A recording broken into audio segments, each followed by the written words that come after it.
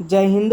जैसा आप सभी को अपडेट मिलता रहता है, उसी से आज 25 सितंबर 2024 के जो ऑफिशियल न्यूज़ हैं, नई भर्ती का अधियाचन मिलने के बाद ही जारी होगा कैलेंडर।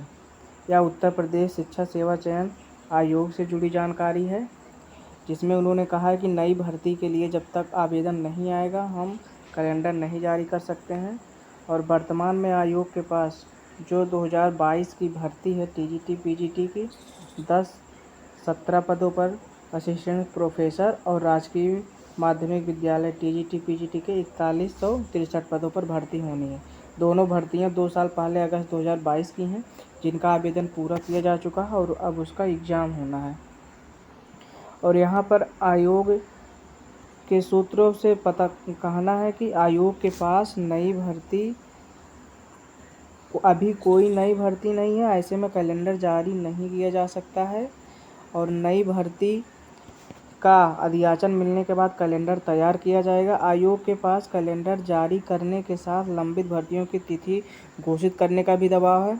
ऐसे में नई भर्ती यानी अधियाचन नया नहीं मिलने के कारण आयोग टीजीटी पीजीटी की भी भर्ती देरी से हो सकती है। अब तक लग रहा था कि 2024 लास्ट तक हो सकता है टीजीटी पीजीटी का एग्ज़ाम, लेकिन अब ऐसा लग रहा है कि कैलेंडर भी देर से ही जारी होगा। लिखा इसमें ऐसे साल के अंत तक आयोग लंबित भर्ती परीक्षाओं कराने के साथ नए अधियाचन मिलने के बाद ही कैलेंडर जारी कर सकता है। यानी अब जो कैलेंडर सितंबर में जारी होने वाला था, सितंबर में नहीं जारी होगा, अक्टूबर में सुनाई पड़ रहा था।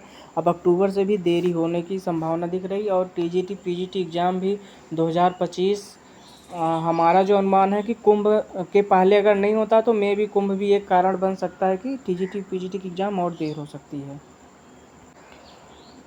जैसा अभी बैठक हुआ था, योगी जी ने कहा था कि नई भर्ती प्रक्रिया शुरू की जाए और उन्होंने लगभग 50,000 पदों पर बोला भी है। 50,000 में आप 40,000 पुलिस की मान लीजिए, बाकी यूपी ट्रिपल एससी का विभाग में खाली हैं तो 10,000 15,000 बाकी चिकित्सा भी।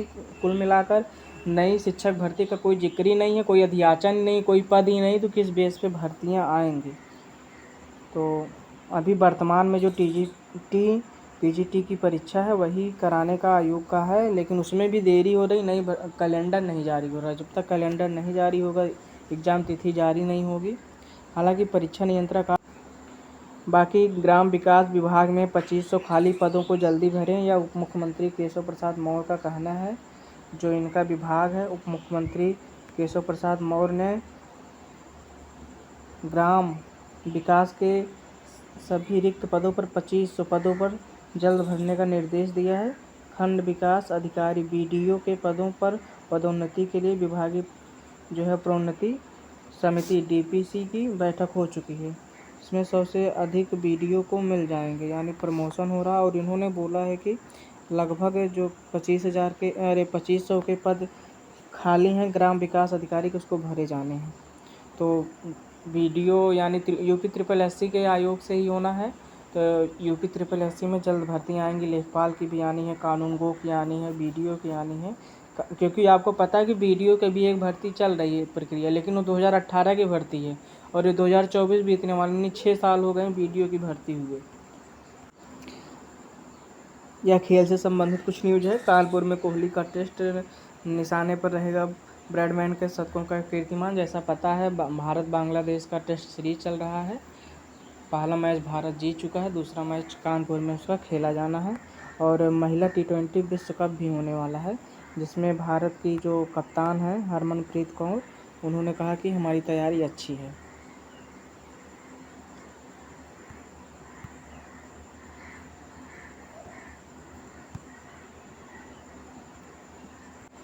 माध्यमिक विद्यालयों में प्रार्थना सभा में अखबार की खबरों पर होगी चर्चा। यानी माध्यमिक शिक्षा निदेशालय ने निर्देश जारी किया है कि जो भी विद्यालय हो, मतलब विद्यालय में प्रेयर होती है, जो प्रार्थना होती है सुबह, तो जो कुछ महत्वपूर्ण न्यूज रहेंगे अखबार से संबंधित, उसकी चर्चा परिचर्चा छात्रों के बीच में किया जाएगा। स्कूलों में बच्चों की सुरक्षा के लिए केंद्र के दिशा निर्देश लागू करे राज्य, यह सुप्रीम कोर्ट का कहना है।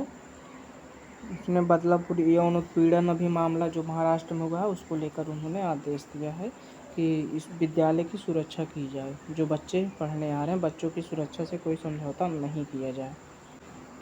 यह प्रावैधिक शिक्षा मंत्री आशीष पटेल ने अधिकारियों को निर्देश दिया है कि AKTU में 31 अक्टूबर तक शैक्षिक पदों पर पूरी करें भर्ती प्रक्रिया में आरक्षण नीति हर हाल में लागू हो।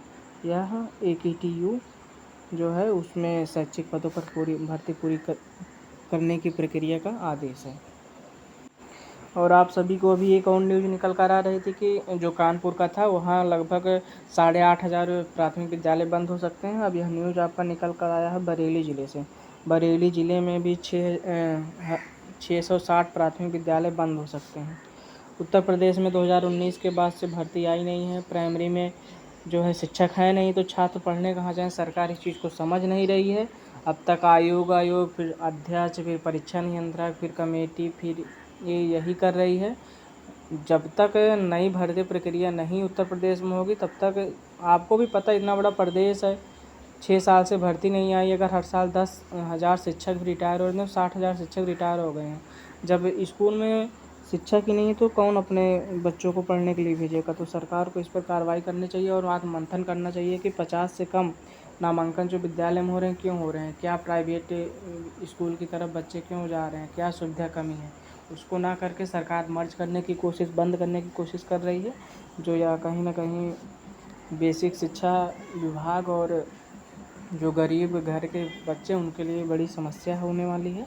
सरकार को जल्द से जल्द नई शिक्षक भर्ती दे देनी चाहिए उत्तर प्रदेश में, जिससे छात्र भी पढ़ सकें और शिक्षक जो वहाँ करीब 10 लाख से ज़्यादा लोग BTC, DLED, टेट, सीटेट पास करके बैठे उनको भी रोज़गार मिल सके और शिक्षा व्यवस्था भी सुधर सके।